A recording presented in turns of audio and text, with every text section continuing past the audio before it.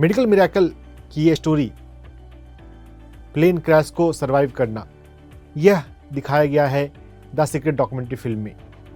Morris Goodman नाम का वो व्यक्ति अभी भी जीवित है और उन्होंने एक किताब लिखी है मेडिकल मिरेकल, क्योंकि प्रैक्टिकली ये एक मिरेकल ही है। उनके सरवाइव होने की और उनके चलने की प्रोबेबिलिटी बहुत कम थी। जब वो हॉस्पिटल में पैरालाइज है, मॉरिस गुडमैन एक सक्सेसफुल बिजनेसमैन होते हैं और बहुत पैसा उन्होंने कमाया।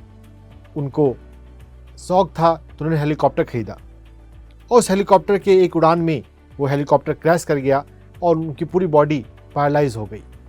हॉस्पिटल में डॉक्टर जब कह रहे थे कि ये अब कभी चल नहीं पाएगा, उसकी सिर्फ सुनने की क्षमता काम कर रही थी, वो बोल भी नहीं सकता था, वो अपने हाथ और पैर भी नहीं हिला सकता था।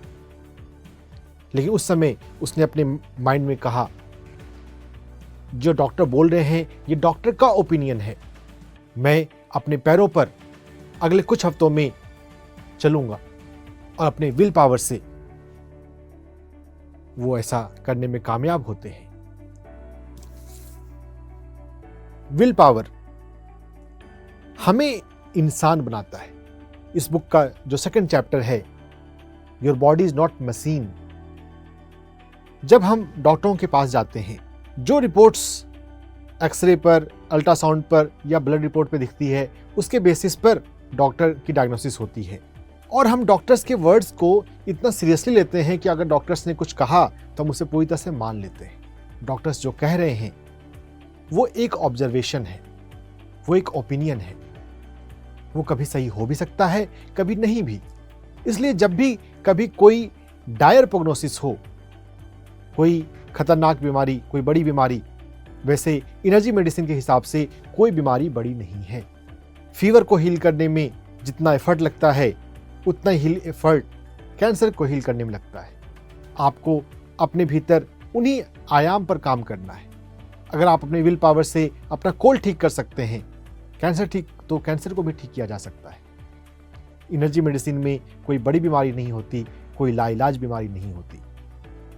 लेकिन जो पॉपुलर मेडिकल पैराडाइम है, उसमें फियर और मैकेनिकल पर्सपेक्टिव, जो मेन स्ट्रीम मेडिकल पैराडाइम है, उसमें हर एक चीज को सिर्फ मैकेनिकल ढंग से देखा जाता है। यहां तक कि हमारे पास माइंड है, इसका भी कोई जिक्र नहीं है।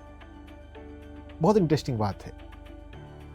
चंडीगढ़ में एक मेडिकल ऑन्कोलॉजिस्ट हैं, डॉक्टर सचिन गुप्ता।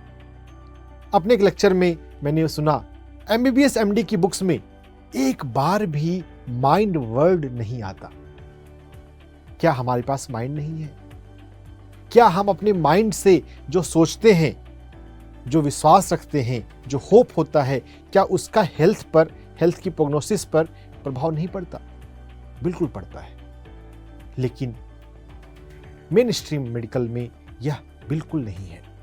तो हमें यह समझना है, पॉपुलर मेडिकल प्रैक्टिसेस ने हमें सिर्फ मशीन बना दिया है और हम मशीन नहीं हैं। हमें अपने माइंड को और माइंड से भी गहरे हमारी कॉन्शियसनेस को, आत्मा को अनुभव से समझने की और उसको सकारात्मक रखने की, उस पर काम करने की आवश्यकता है। और अगर हम ये सीख लेते हैं तो मॉरिस गुडमैन की तरह, जिसने अपने फुल बॉडी पैरालिसिस को अपने विल पावर से हील किया, हम भी हील कर सकते हैं।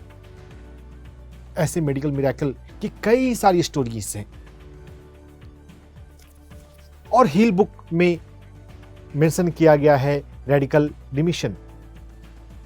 मॉरिस गुडमैन जैसी मेडिकल मिरेकल की कई सारी स्टोरीज हैं।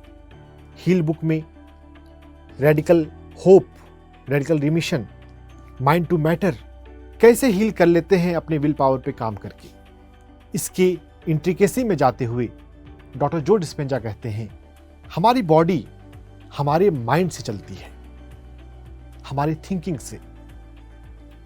तो अगर हमें अपनी बॉडी को हील करना है तो हमारी बॉडी को चलाने वाली जो पीछे का जो मैकेनिज्म है, जो मैशनरी है, हमें उस पर काम करना होगा। Body is by product of mind.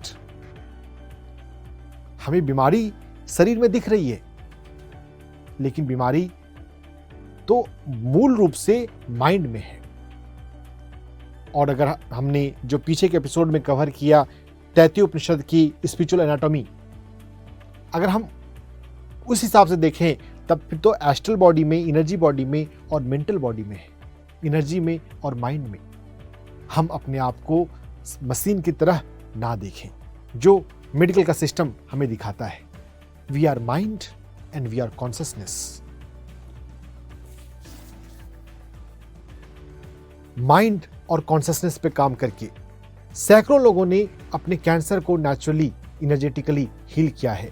केली टर्नर ऐसे लोगों की कहानियां अपनी दोनों किताब में लिखती हैं, रेडिकल रिमिशन और रेडिकल होप। बदले जीवन।